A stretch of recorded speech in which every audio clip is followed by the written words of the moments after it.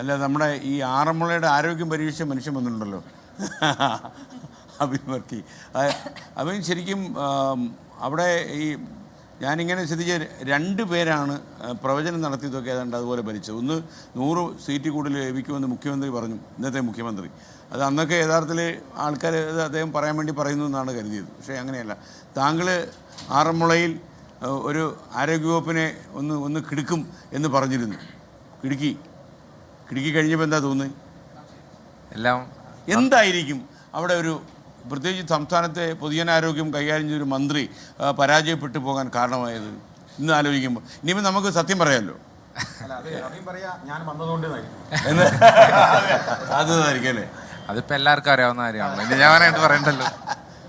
അല്ല, അവിടെ സത്യത്തിൽ അതൊരു ഭരണവിരുദ്ധ തരംഗം അവിടെ കൃത്യമായി ഉണ്ടായിരുന്നു. പക്ഷെ അതിനപ്പുറമായിട്ട് ആ നിയോജകമണ്ഡലത്തിൽ 10 കൊല്ലമായി ഉള്ള വികസന മുരടിപ്പ് ഒരു പ്രധാനപ്പെട്ട വിഷയമായിരുന്നു. പിന്നെ പൊതു വിഷയങ്ങളിൽ, പ്രത്യേകിച്ച് ആരോഗ്യവകുപ്പുമായി ബന്ധപ്പെട്ടുണ്ടായ പൊതുവിഷയങ്ങളിൽ ഉണ്ടായ വലിയ ക്യാമ്പയിൻ, അത് ഞങ്ങളും നന്നായി തന്നെ അവിടെ ഉപയോഗിച്ചു. അതിനകത്ത് അബിൻ കത്തിക്കയറി, അതൊരു വലിയ ഘടകമായിട്ടുണ്ട്. അത് സത്യത്തിൽ അത് പത്തനംതിട്ട പ്രസ് ക്ലബ്ബ് ഒരുക്കിയ പരിപാടിയാണ്.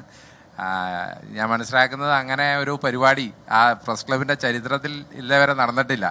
ഞാൻ ഒരു ഗുണമുണ്ടായി, ഇനി ഒരു മണ്ഡലത്തിൽ ഉണ്ടാവത്തുമില്ല. ഞാൻ സത്യത്തിൽ വലിയ ടെൻഷനിലാണ് ആ പരിപാടിക്ക് പോയത്.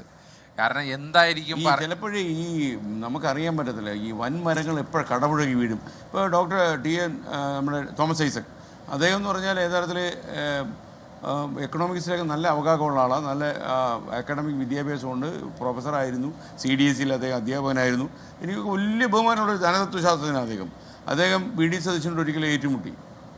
റിസൾട്ട് ജനങ്ങൾക്കറിയാം. വൻമരം ചിലപ്പോൾ കടപുഴകി വീഴും, അതാണ് ലോട്ടറി വിഷയത്തിൽ. അതെ, ലോട്ടറി വിഷയത്തിൽ ശരിക്കും. പിന്നെ തോമസ് ഐസക്കിന് ഒരു കഴിവെന്ന് വെച്ചാൽ അദ്ദേഹത്തിന് നന്നായിട്ട് ചിരിക്കാൻ പറ്റും. ഇതും അദ്ദേഹം ചിരിച്ചു തള്ളി മാത്രമേ ഉള്ളൂ. ഓക്കെ, ആറന്മുളയിൽ ചിരിച്ച് കാണത്തില്ല. ആറന്മുളയിൽ സത്യത്തിൽ അത് ഒരു പ്ലാൻഡ് ആയിട്ടുള്ളതൊന്നും ആയിരുന്നില്ല. ഞാൻ വലിയ അബിൻ വർക്കി കുറച്ച് പഠിച്ചു വന്നതെന്ന് എനിക്ക് മനസ്സിലായി, ഞാനിത് കണ്ടിരുന്നു. ഇത് കാര്യവാരി തറയിടാൻ പറ്റിയ ഒരു അവസരമാണെന്നുള്ള ലൈന് വന്നത് തന്നെയായിരുന്നു. അത് സംഭവിച്ചത് എനിക്ക് വലിയ ടെൻഷനായിരുന്നു അങ്ങനെ ഒരു സംവാദത്തെ പറ്റി.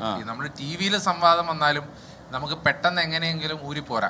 കാരണം ഇപ്പൊ ആഷ്മി ഒക്കെ ആണെങ്കിലും ആഷ്മിനെ നമുക്ക് ഒരു വിഷയം മറ്റൊരു തലത്തിലേക്കൊക്കെ കൊണ്ടുപോയി TV സംവാദത്തിന്റെ വഴക്കുണ്ടല്ലോ. ആഷ്മി പെട്ടെന്ന് പെട്ടുപോകും. ആഷ്മി വികാരജീവിയാണല്ലോ. പിന്നെ ആ വികാരം ഓരോ നിമിഷവും നമ്മൾ അനുഭവിച്ചുകൊണ്ടിരിക്കും. അപ്പൊ അതുകൊണ്ട് ആഷ്മി അപ്പൊ അങ്ങനെയാണ്. അപ്പൊ അതുകൊണ്ട് പക്ഷെ ഈ മുഖാമുഖം ആകുമ്പോ പ്രശ്നം, നമ്മൾ വളരെ ലൈവായിട്ട് നടക്കുന്ന ഒരു പരിപാടിയാണ്. അപ്പൊ കുറച്ചുകൂടെ പ്രിപ്പയർ ചെയ്തില്ലെങ്കിൽ നമുക്ക് അപ്പൊ പ്രിപ്പയർ ചെയ്തിരുന്നു. പിന്നെ ദൈവം സഹായിച്ച് സംസ്ഥാന രാഷ്ട്രീയമാണ് കൂടുതൽ ചർച്ച ചെയ്തത്.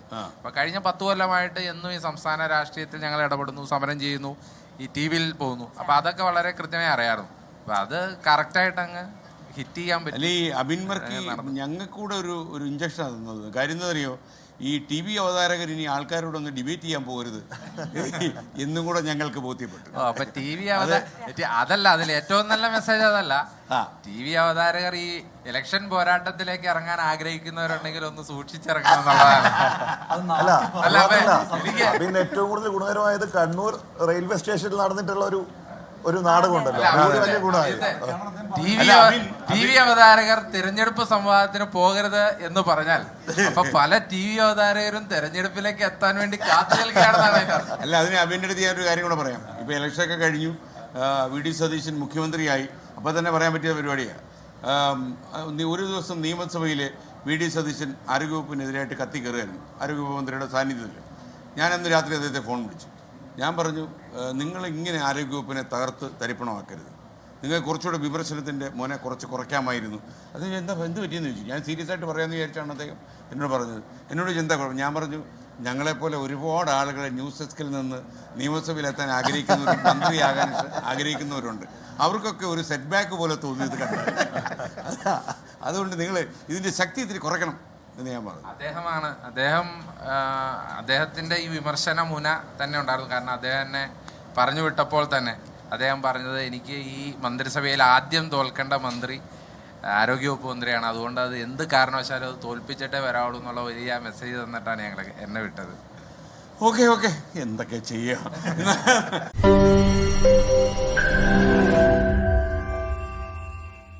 ലോകത്തെവിടെയായാലും ഏത് സമയത്തും 24 വാർത്തകളും ഓഗ്മെന്റഡ് റിയാലിറ്റി പാക്കേജുകളും എക്സ്പ്ലെയിനറുകളും വിശദമായി കാണാൻ ഞങ്ങളുടെ യൂട്യൂബ് ചാനൽ നിങ്ങൾക്ക് സബ്സ്ക്രൈബ് ചെയ്യാം.